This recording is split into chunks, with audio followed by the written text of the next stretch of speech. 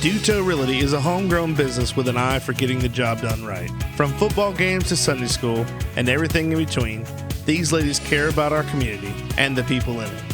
Helping buyers and sellers in all of Florida with all types of transactions, including residential, commercial, farm, or vacant land. They do it all. They even offer auction services and sellouts to always get the job done right.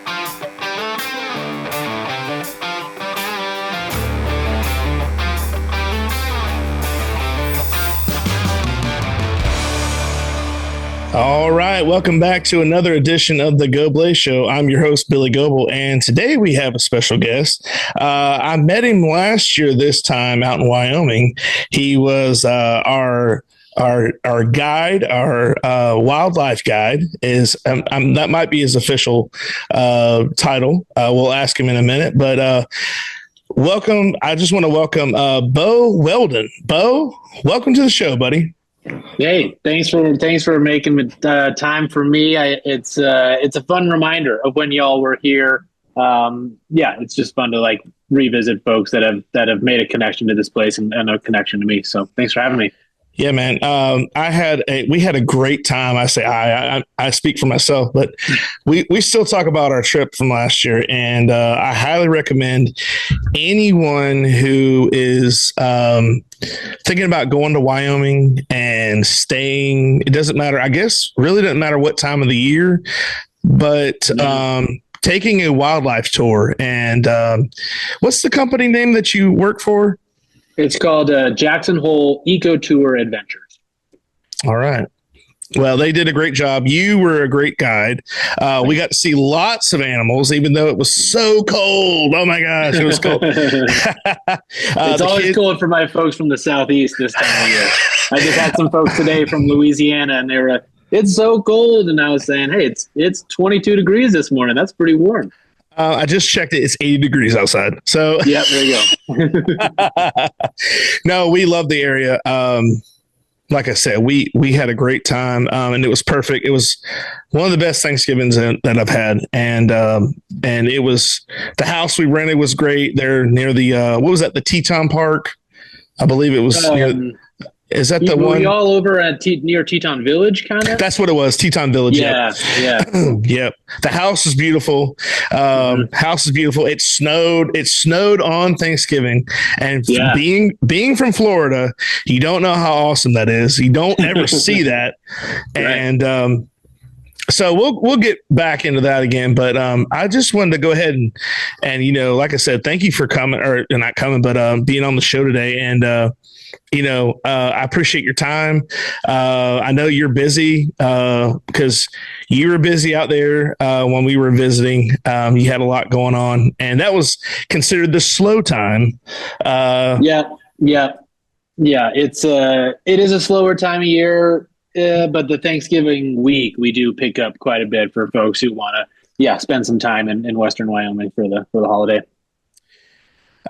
So what I normally do on the podcast is, especially if you're not from around here, and we want to highlight people that aren't from around here. So people that live here can get to know people from other places. We're going to go back. And how did you, are you originally from Wyoming? Where are you from? I am originally from Colorado. So one square beneath Wyoming. And I grew up coming up to Wyoming, visiting towns, Pinedale, Wyoming, which is 80 miles south of Jackson Hole. Right. And then some family friends who lived in the little town of Kelly, which we drove by on our trip. Just came up here a lot as a kiddo. As I'm sure you can attest to, it's an easy place to fall in love with. It'll get your heartstrings real fast. So just always did trips and was up here in kind of different stages of life. And so 8-9 years ago almost now, I said, okay, gonna do it. We're moving there full time. I'd kind of done some work in the parks, and I'd come back a lot for kind of extended stays, but made the full move to be up here. Yeah. Colorado is beautiful as well. It is just a lot of people want to go to Colorado. Yep. And like I said, it's beautiful. My brother used to live there. He lived in Colorado Springs. And I remember when he said he sold his house, it was on the market for maybe a day or two. It wasn't even on the market very long because people were just like trying to get to anywhere in that area from, either whether it was military or just want to be near the springs, want to be Pikes Peak and all that. Yeah. Yeah, totally. So you move in, you move up, and you decide, hey, I want to stay here, a full-time job, full-time gig. What made you want to be like a wildlife guide? My background is in like wildlife guiding. You kind of have like a couple usual tracks of folks that kind of make it into that world. Right. One is true wildlife biologists. So these are folks who have done a lot of work, say, with like bird banding or kind of the research, physicality, biology of wildlife is like one track. And then the other major track at some level is education. So I'm in the education realm. So I used to teach elementary school and for, I don't know, almost like a decade and a half, almost have been teaching students outdoor education or outdoor science using the natural world kind of as like, yes, the laboratory is fun. Like I love mixing the chemicals and, everything goes boom. That's a great time. But like, how can we kind of, get that immersive experience? So I did a lot of that for a long time. So wildlife guiding was just kind of a natural extension of that. Gotcha. And with guests, a lot of times it's like students again. In the classroom, you have an extended relationship with that student, 8.5 months. And then sometimes like with guests, it's like, I got 4 hours with these students and like, what can I impart on them? And like, what are y'all interested in? Cause sometimes I get folks who are like, I want to cache all the chips. I just want to see elk. That's like the one species I want to see. And it's like, okay, great. We got 4 hours, 8 hours, 12 hours, whatever it is. Like, let's hit that hard. So just that kind of like student objectives and like student outcomes is like always, I did that for so long that then wildlife guiding and trying to find these things and impart kind of the natural history and natural science was an easy jump. Yeah. I think that's, if you get people what they want, and you don't waste your time. You don't want to waste your time. You don't want to waste their time. So if you kind of get some kind of common ground of what you want or what you like, and I think that's great. Some people won't do that. They're like, "Hey, we're going to go where I want to go." They'll do whatever they want to do. And sometimes the folks who are visiting don't know what they want, right? Because it's the first time they've ever been up here. It's like, right. Well, shoot, I didn't even know I had at some level any choice. And it's not, it's not a guarantee. It's still Vegas. It's like, okay, we're going to cache all the chips on a Grizz or whatever. So sometimes you do kind of play the quantity versus quality, if that makes sense. Right. All right, let's get like a little smattering of each of the species if we can, if folks aren't so dedicated to the one. And I loved how, the vehicle we were into, it felt like we were, and like it was like a Western safari. Well, you had the hatches came up, and we were able to crawl out the top and look, and we grabbed pictures and video, and like I said, we saw a couple of moose. We saw elk galore on the way back. They were just like hanging out in this neighborhood, and you pulled over and you're like, look, guys, this is how it is. These creatures are not, they don't have their positions where they mainly stay. They are just migratory animals that go from place to place. And you get what you get, Yeah, totally. It's a cool time of year to be here. Because so many animals are on the move because the high elevation snows are, pushing everything to the valley. Right. But that's what is fun about having those vehicles is sometimes you're it's not safe to get out, kind of ethically for the safety for you and the wildlife. And so having those roof hatches is just like senior prom, but it's like as an adult. and you're having fun with it. And it's especially for folks from the Southeast, who are like, it's snowing on me and it's like almost Thanksgiving and I'm out like looking at a moose, like what's not to love? That's like a super unique experience. Promotional consideration paid for by the following. Webster Ace Hardware and Farm Supply are generous sponsors for today's podcast. They have been a family-owned business for 27 years. This helpful hardware store sells items such as archery, Ariat clothing and boots, Wrangler jeans, case knives, Hammond's candies, and live fishing. They also have a full selection of hardware, RV supply, propane, Ben Moore, Royal & Clark, and Kingston paints. You need a barn or fencing job done? Custom barn kits and roofing metal are provided at your local Ace Hardware store. What about a new grill for the yard? Traeger, Big Green Egg, Weber, and Blackstone are found here, along with all the accessories to go with them. Stock up your workshop with DeWalt, Milwaukee, or Craftsman tools. They got you covered. Remember to go to ace.com to shop their entire line to have items shipped directly to the store. Do you ever get to go, like as a tour guide, do you ever go into the Yellowstone at all? I know Yellowstone was closed when we went. Okay, so we just need to go all summer in Yellowstone. So we need to go at a different time. Yeah. I mean, so to be fair though, like the November time is such a sweet spot for the Tetons because there's no through traffic between Jackson Hole and Yellowstone because Yellowstone closes on Halloween. And there are day trips where you can take a snowmobile or like a snowcat into Yellowstone. But those don't start until like mid-November. So mid-December. So November is a great time just because you don't have like the movement of all the people being like, well, I could get here and still go to Yellowstone in October and I could get here in December and still go to Yellowstone. So it's kind of just like it feels really quiet. Which is nice. Right. Yeah. Afterwards, we went the day after. I think it was the day or second. It was the day before Thanksgiving. So the day after we took the tour with you, we decided to drive through Idaho because we were so close to the border, anyways. And because Jackson Hole is right there on the edge, we went up through Idaho. And drove through Idaho and went into Montana to the, I guess that would be the northwest like entrance to. We consider it the west entrance. Yep. Right. The west entrance to Yellowstone. Of course, it was closed, but they just wanted to go to the gate and say, "Hey, look, we've also been to Montana." It was a plus. We did like a twofer, Mm-hmm. But it was cool. So we ended up going in that area. They had the wolf and bear sanctuary there. And it was really, really awesome. We got to see the grizzly bears. And they were really, really cool.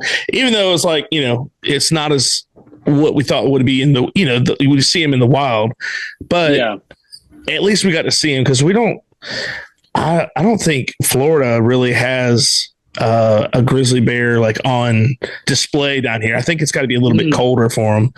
I could be speculating. I have no idea, but I haven't seen one. So I know they're not at Disney. So Disney, we had the Country Bear Jamboree, but we don't have a grizzly bear on display. So maybe that's in the works. Who knows? But it was nice. The whole sanctuary was like really well done. They had the otters there. They had of course, again, it was cold, so they had these little rooms where they had a furnace in there, and you could come in and get warm, which I thought that was really cool. Like, what's in here? You think you're looking around and you open the door and it's like a sauna, but it's not.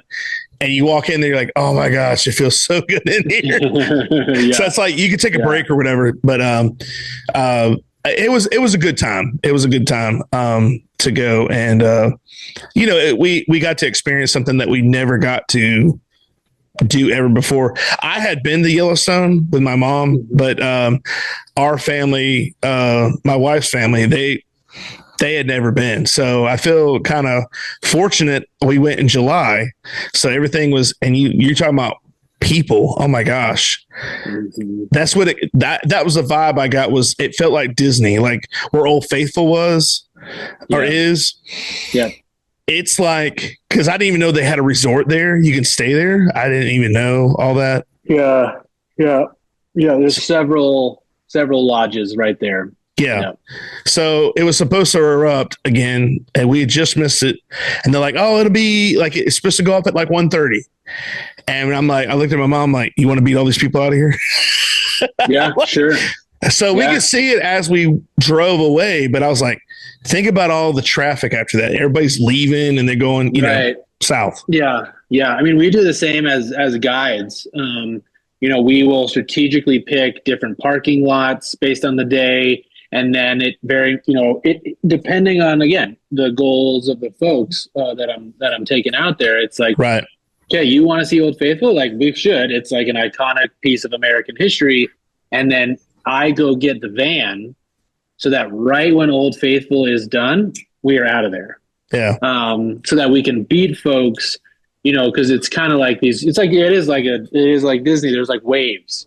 You know, like, all right, well, there's like the wave coming up from Jackson Hole. There's a wave coming in from the west entrance. Yep. So you kind of have to like know. And I think that's where, you know, and I do this when I travel, go with a guide. Because as much research as you can do ahead of time, you can like get your spots, but just the like logistics protocol of like how to visit a place will always be held in local hands as compared to somebody visiting. Well, that's pretty cool. I didn't know you drove the getaway truck or the getaway van. Like it was like it's a heist, you know, like you're driving up. It's funny because with Old Faithful in particular, sometimes it feels like it is like a full heist on the front end and the back end, because we're coming up from Jackson Hole. And so, you know, we pick up at 6 a.m. in the summertime because we're on a wildlife schedule, right? And as soon as you pick your folks up, it's a little bit of an assessment of like, what have you seen any wildlife? Are you looking for a few more? What are your goals for the day for Yellowstone? And if we can, let's get to Old Faithful quick. Yeah. And so the worst thing to do, or not the worst, but a tough one, is when you're coming into Old Faithful and you watch Old Faithful just end. Because then that means you got another 90-ish minutes until the next one, which is fine. Yeah. You could spend a lifetime looking at the history of the Old Faithful Inn and other geothermals that are around there. But it's, you know, you feel like a pro when you pull up. Everyone's already been standing there waiting like a dummy, you know, who's been like checking their watch and holding up their phone for the next eruption. And you just slide in there, kick your guests out, and it's like, boom. And you're like, all right, great. Get back in the van. Let's go. Yep. Just because it feels efficient. Yeah, you got an older woman like I'm holding steady. Like I've been this way for 4 hours now. What time, if you pick them up at 6, what time would you like realistically get there? Like how long does it take to get from the southernmost point Jackson Hole, just say Jackson Hole in general, and then to go to Old Faithful? It's like just about 3 hours. Okay. That's what I thought. Yeah.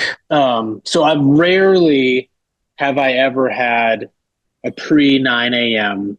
eruption for Old Faithful picking up in Jackson Hole at 6 a.m. Gotcha. Because the other deal is they give you, because Old Faithful is so faithful and predictable, right? They give you a time. So at 2:21 p.m., it's going to go off, plus or minus 10 minutes. They give you a buffer, right? Gotcha. So I have been, my friend Eric, who I guide with, we were coming down like the last pass, like, you know, it felt like Fighter Aces or something, like we're like coming around the corners, right? It didn't look as cool as that, but it felt like that.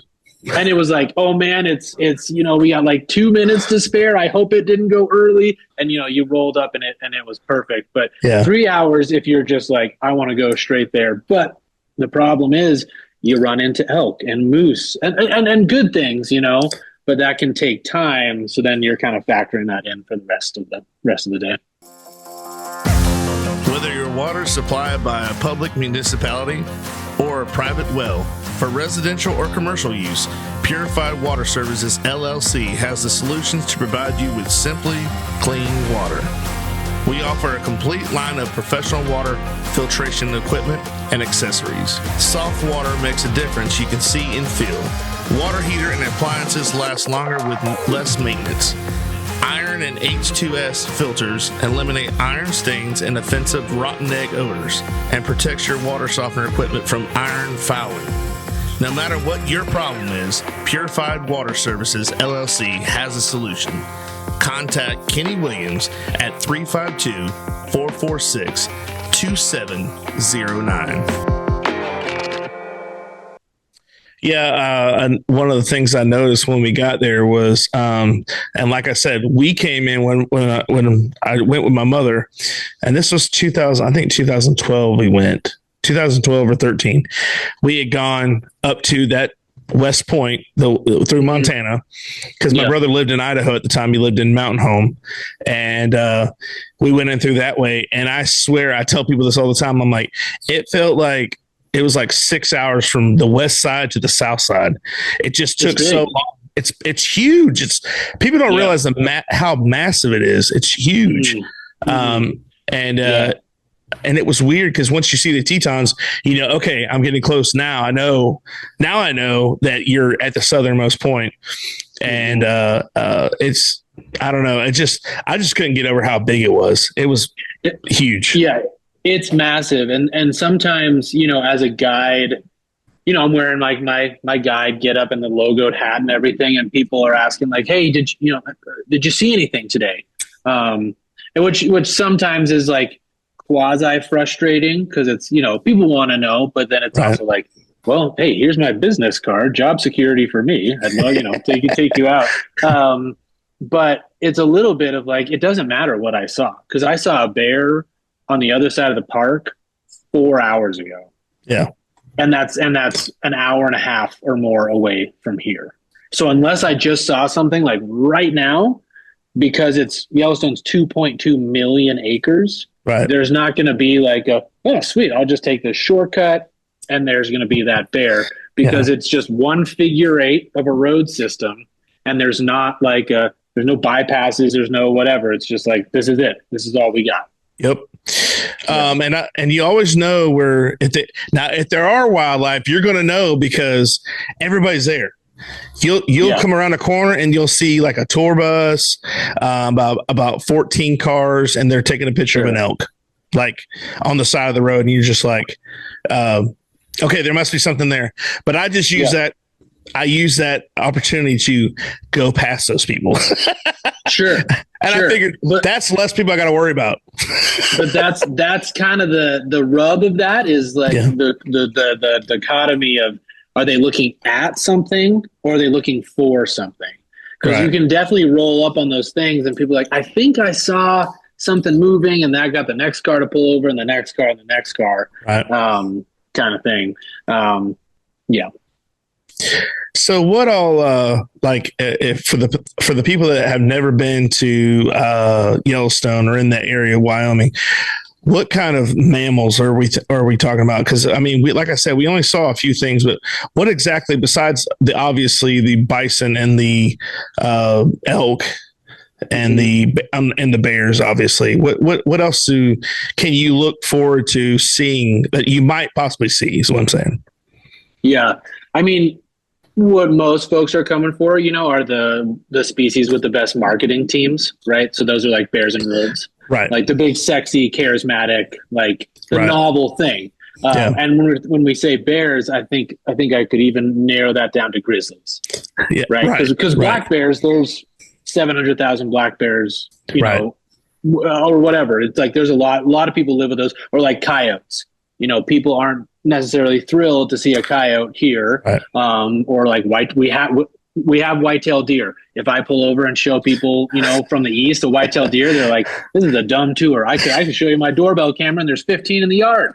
They're like not as interested in that. But the big heavy hitters would be grizzly bears.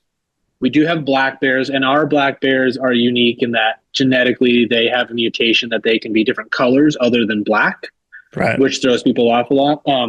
The gray wolf is the big one up there, particularly for Yellowstone because of the reintroduction efforts that took place in 95 and 96. Bison galore, especially if you're up in northern Yellowstone. You can always tell when it's someone's like first bison because they're always like so excited and they're like, we just saw a bison. And it's like, oh, honey, Like you're going to drive like an hour more and you're going to see like 1,000 of them, which is like, that's fair. I'm glad you're excited. So bison are up there, elk, and then moose are really more a Teton thing. There are some up in Yellowstone, more so in the northern portions. But seeing moose in the southern portion is a bit rare. Just gotcha. Habitat is not quite for them. And then you got, all the littles. So you got, like marmots and pikas and pine martens and like small mammals like that. Gotcha. And then a decent number of folks, especially in the spring, come for birds. They come for these migratory species that are on their flyway north. So, different types of ducks and things like that. And then, of course, raptors. Like today, we spent a lot of time looking at golden eagles. Which is like, that's pretty sweet. Yeah. And then you kind of get more into like the niche stuff. And I'm thinking more, wildlife photographers are like, I want a northern pygmy owl. That's why I came all this way, just for like that little tiny thing. So we get some of those kind of. Oh, that's cool as well. Yeah. Have you ever had any besides that one that would be considered a random request? But have you had anybody you're like when they say it, you're like, what? Like any species of animal that you're like, I don't even know if they're on this continent. like people that think they know what they're talking about. Like, yes, I would like to see the red horned owl, please. And you're like, wait. Is that even a thing? I don't think so. I think one more so in the winter that we get are people ask about caribou. Yeah. Okay. Like, so they're like, okay, northern. I know caribou are like really far north. Are we that far north? We're not here. But that's one. But no, never a like made up or like something that's like, no, that is like not even close to being here. You get those people that are like, yes, I studied at the University of Stanford and I, and I always seem to be next to that person on a tour where they know it all. And you're like, you're not the guy doing the tour. Let Bo do what he's doing. Sometimes it's kind of intimidating when you get like someone who has their PhD in like mountain geology or something, and you're like, right. Oh crap! I hope I've been saying everything right. But what is cool is that like I have former guests, who I'm connected with online and social media world, and they'll ask me about kind of like wildlife related news about like certain mother bears having cubs or certain moose or certain whatever that's kind of a little bit more known, and it's like I just found out about that and I live here, and yet you live in the wherever all over the world, and they're like, oh, I just heard that this moose just dropped their antlers, and I'm like, wow, you are a nerd. You are like so focused on this place, which is cool that this place does that for so many people. Yeah. For almost 30 years, 75 Chrome Shop has been a family-run business with a dedicated team of longtime employees. We stay ahead of the curve in the ever-changing trucking industry, providing top-notch customer service and product knowledge. Whether you're looking for the latest chrome accessories or hard-to-find parts, we've got you covered. We offer aftermarket chrome for all big rigs, custom vinyl lettering, acrylic signs, and tags. Our 10,000 square foot facility, the oldest chrome shop in the South, houses a mechanic shop for oil and tire changes and chrome installation. Plus, we have a huge selection of lights for every vehicle on the road. Don't miss our annual truck show every April featuring over 200 trucks and family-friendly entertainment. Visit 75 Chrome Shop today, your truck's new best friend. You were talking about the gray wolf earlier, and I listened to several different podcasts just to get it, just to entertain myself. But I've really gotten into a lot of different podcasts, and I was listening to Joe Rogan. He was talking about how the gray wolf, and I don't know specifically if it was the gray wolf, but I think he said the gray wolf back in World War I or II, they were so bad over in like Russia that they had a ceasefire and they spent time trying to take out the wolves instead of the people they were fighting. that there were so many that they were coming in their camps at night and taking people. And so they had to, they kind of like, all right, listen, I know we got something going on right now, but we need to stop and we need to take care of this first, or we ain't going to be able to fight. So I just thought that was bizarre. I didn't know if you've ever heard of that or not. I haven't heard of that like case in particular, but from just like a ecosystem standpoint, it totally makes sense. Yeah. Wolves kill a lot of, I say in relative terms, people in like India, like northern India, like on the foothills of the Himalaya. We're talking, like pretty rural, remote areas. Not streets that are all lit up at night. You got a lot of people walking as their mode of transportation, right? And in kind of like that wilderness boundary. But I say that makes sense on an ecosystem level because that would be like another case.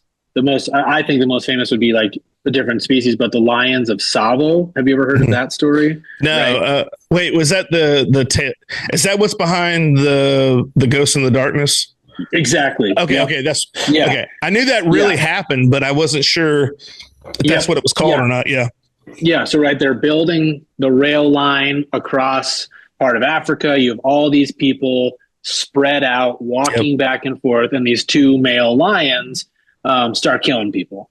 So it makes sense that the wolves would do the same thing because if you're just minus having a weapon of some sort in this scenario, in Siberia, northern Russia, wherever, and you're just walking, you are you're soft and squishy compared to what wolves have to deal with, right? Like wolves kill elk with their face. Oh, yeah, nuts. So like us is like, we'll put up a fight, but compared to a 600-pound animal that can run 30 miles an hour, and if it kicks you, it's going to break your jaw. Yeah. Like, I'm going to choose that thing every time because it's easier. It's just easier. Yeah. So I'm going to survive better if I do that. Well, and especially at night when you're at the most vulnerable stage is your sleep. And all of a sudden you're being drug out by something. And it takes you a few minutes to realize, we're not used to being hunted. Everything else seems like it has a fighting chance because they're like, okay, I'm going to lay down right here and I'm going to keep one eye open, trying to figure out what's going on. But we don't have that fear, I guess. We have a big muscle in the top of our heads that allows us to do a bunch of dumb stuff. Right. Sometimes some good stuff, but other than that, like we don't, physicality wise. So, that makes sense. Just in the path of least resistance, right? A friend of mine was telling me how he was. So in Florida, some places, obviously Florida is just one big swamp, and there's a guy who lived not too far from where we are right now, and they said something about they had something about water buffaloes, and they needed help getting these water buffaloes up, and like they were gonna like corral them like they do cows. And the guy's like, okay, I'll come help. So he comes and he gets, they get the whole shebang. He gets the trailer and the horses and the dogs to help, corral them. They even had 4-wheelers. And they're just trying to get them. See, what happens is I guess they either got out or, either they were trying to move them somewhere else. I guess he didn't want them anymore. You know what I mean? Like you get that, like the people in Texas that have zebras or tigers, they're just like, hey, this is a good idea, So they're trying to get these animals out of the way and they're trying to pack them up. Well, he said, the dogs are trying to like go up to the buffalo and try to, move them which way they're going to move them, and they'll nip at them, whatever.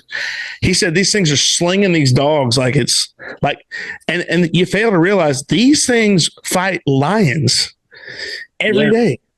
Even if they weren't born in Africa, it's in their DNA, right? It's in their DNA where they don't know any better. And they just know this is what I got to do. And this is how I'm going to do it. And the opportunity presents itself. And it's it's showtime. And so he ended up, he said the dogs would meet him at the trailer because they gave up. They're like, we're not, even the dog was like, I don't want any part of this, and left. They went back to the trailer. Well, when they had the 4-wheelers, they would try to run. Well, they would get them where they wanted them to go. One would break off, just like like you see the bison do. Mm-hmm. He breaks off.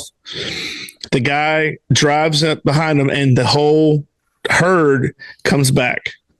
So it's like you got one to, because if you do that with a cow, it's like they're all like, okay, well, he's on his own, whatever. But these guys came back. They're like, we must help. Mm-hmm. Sure. So they come back and strength is in numbers. So they just came back and they're like, we give up. I don't know how we're going to get them out of there. I don't even know if they still got them out of there. Or they just let them free, like just roam, whatever they're still out there or what. But he had the hardest time getting out. I'm thinking these animals don't have any idea what you're trying to do. They're just trying to survive. Yeah. So you know what I mean? So you get a wolf taking down an elk or a bison or whatever, and you just go, how long would you stand? How long would you last? You wouldn't last very long, I guess. No. It's crazy. Not at all. Catfish Johnny's Restaurant, serving the Lake Pennsauken and surrounding areas since 1990. For the last 33 years, we have strived to serve great food at great prices and a friendly, casual atmosphere. If seafood isn't your thing, our burgers or wings are the best around. We have daily specials too. Check us out on Facebook or Instagram for more information. It's crazy. Yeah, not at all. And when you look at wolves in particular, they are, instinctually, genetically, they have like a long history of killing elk. Yeah.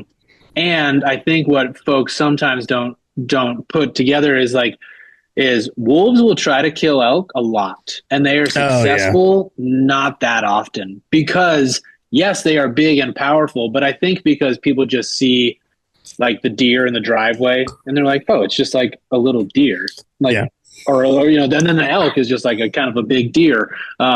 Like elk are smart and they can be, we say mean, but really they're just like you're saying, they're just trying to survive.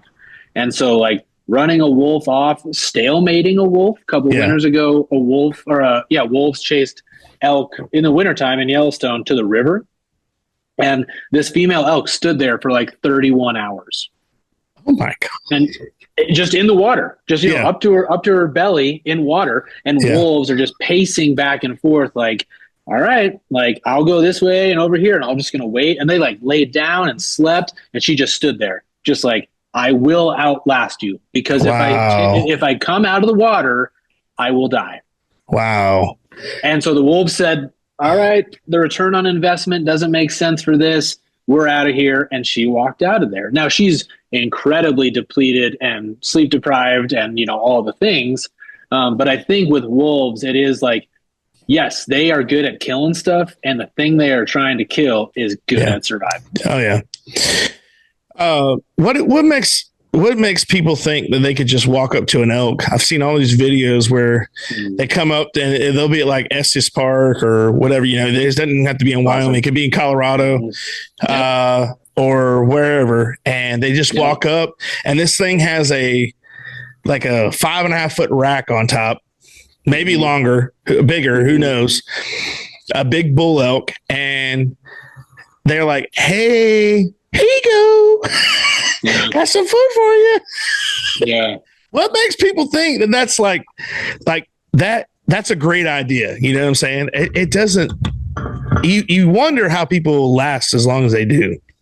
You know what I mean? Well, it's, yeah, like even today when I was out, I worked this morning and there were 3 beautiful bull moose, and we were like with y'all, we were like, we're up in the hatches because they are so close that we can't get, and these people got out of their truck and all 3 of those bull moose, they were like locked. Yeah. They're like, cars are kind of okay, I guess, like we'll deal with it. But when people start walking, those animals were like locked onto them, right? Because again, they're a prey species. Right. And so, I just like gently reminded them like, hey, moose kill people every year. You are closer than 25 yards, which is what you need to be from these animals. But yeah, the decision to just be like, yes, let's get out of the car and get closer is it has to be a little bit of ignorance of just like, I don't know what could do. And then I think it's a little bit of like a thrill, right? Like maybe this feels wrong, but I'm going to like get away with it and get that great photo or whatever it is. And probably, kind of come away with like a false positive. Yeah. Of like, well, I did it to that moose and that elk and this and that. And then one more bison on the way home. Yeah. He got smacked, Yeah. Well, everybody does. It's all about social media. They want to take a selfie with a bison. So I saw somebody try to do that too. Like they're up there with the bison, like, and it just like all it has to do is do one head rake and you're done because the rest of them are going to run you over. But it cracks me up to see people thinking that this is, this is okay. And like you said, it could be, I mean, you get somebody say I guess it really doesn't matter if they come from another country or not, because I know we have a lot of foreign people that come. It shouldn't matter because no matter where you go, a big animal is going to stomp you. It doesn't matter. That's the part that seems weird to me is like, it's not this doesn't seem like a cultural thing. This doesn't seem universal. Like where you grew up. Yeah. It should be like, that thing is huge and I'm not as big as that thing. Yeah. So why do you feel comfortable getting close? And I'm good friends with some of the guys who do the grizzly bear management in the park. Right. So then we're really talking an animal that is, potentially like really life-threatening for you. Right. And, they have to take this like odd struggle with somebody is visiting a national park that is a part of this country, and they have a right to go visit that. And so do visitors to this country, right? It's a national park. It's for everybody. So if they do something maybe not egregious, but in that vein, it's hard to say, hey, you visited land that belongs to you as a citizen or as a visitor. We're going to fine you. We're going to penalize you for doing that in a place that belongs to everybody. Right. But it feels like, and I was just talking to some other friends and actually a reporter here in Jackson Hole about this the other day, of like, it feels like we're at a little bit of a tipping point of people keep getting away with this. And like, I don't know if you saw this, I'll send it to you. There's I'll try not to use choice words here, some dummy who he just made a bunch of videos on YouTube or on Instagram of him in Yellowstone, just like running at animals with his shirt off. So there's like a big, beautiful bull elk, just grazing, doing its thing. And he runs out of the car and yells at it. And then the next clip is him doing it to a bear and then a moose and then whatever. And it like gets socially validated on social media, whether or not it's like comments are, what an idiot, I would never do that. That guy should be fined. Yeah. The algorithm sees that as comments and engagement and shares and likes and all the stuff, which is frustrating. I wanted to comment about what you said about, when you get out of the car. There was a point in time where we got out of the car. There was a couple of bull moose over to the side, and that was, but they were way far away. And I remember there was that gate, and you were like, hey, I don't advise you to go any further. Now, everybody else was walking through the gate, like, let me go under the gate. And they're walking and they're getting close to but I was like, and you had your, the tripod out with the scope, with the scope on your phone. Yep. And you're like, look, if you want pictures, I'll take as many pictures as you want. I'll send you whatever I take, blah, blah, blah. Yeah. And I just think that's, like you said, we have to be validated by if we don't have pictures, we don't have anything. You can't, nobody takes your word for it anymore. You have to validate everything and show that you were there and a part of that. And whether or not it has you, risking your life for, I mean, God forbid it doesn't get any likes on social media. Right. But I think that's like an interesting deal, is like, yeah, you could get like a great viral video or whatever it is. And then, like I have, like you said, I have this like weird case on my phone that magnetizes to a super powerful scope that then I can take, really, high quality footage at 200 yards. Way better than your phone will ever do. Yeah. Obviously at that distance, but even at a closer distance. Right. Yeah. I just think it's like a lot of hands-on stuff. People live in where, in a virtual world, we consider it a virtual world, but people still want to be like hands-on, like, you know what I mean? So I don't think this virtual world has completely gone yet, or still like taken over, as they say. Even with AI, I think you're not going to get something genuinely like what you think it is, because you're going to spend half the time figuring out, is it real or is it fake? You know what I mean? Yeah. It's like when people go to Disney and they see the ducks swimming in the pond, they go, I've heard so many times when I worked there, you could hear people go, those are fake. I'm like, that's a real duck, man. Really? What are you talking about? No. No, I saw the making of Tiki Room, or the animatronics. It's a duck. I'm like, the duck's not talking. Interesting. It's just swimming. So they have no.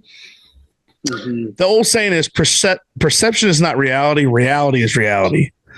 So people think, oh, this is how it is, but they don't really know what they're talking about. You know what I mean? It's like I said with the duck. Oh yeah, that duck is not real. I'm like, what are you talking about? It just swam in the water, popped up, and it was walking. It walked off. Where are the wires? Where's all the hydraulics system? Yeah, that duck would cost like tens of thousands of dollars to get technology to look that good. Interesting. Yeah, birds in the show. Oh, that's fake. No, that's a real bird, man. He's got to. I mean, take it for what it's worth, but I mean, I know it's just a bird, but it is a real thing. So that's what I'm saying. Like I think people get lost in that little, I don't know. I don't want to say fantasy world, but distinguishing what's real and what's not. I mean, so I feel like they have to get out of the car and come on, kids, let's walk toward this 2,000-pound moose. God, it's like the one at the Country Bear Jamboree. That's like. Thanks for watching part 1 of this 2-part podcast. Check out full episodes on YouTube and Spotify.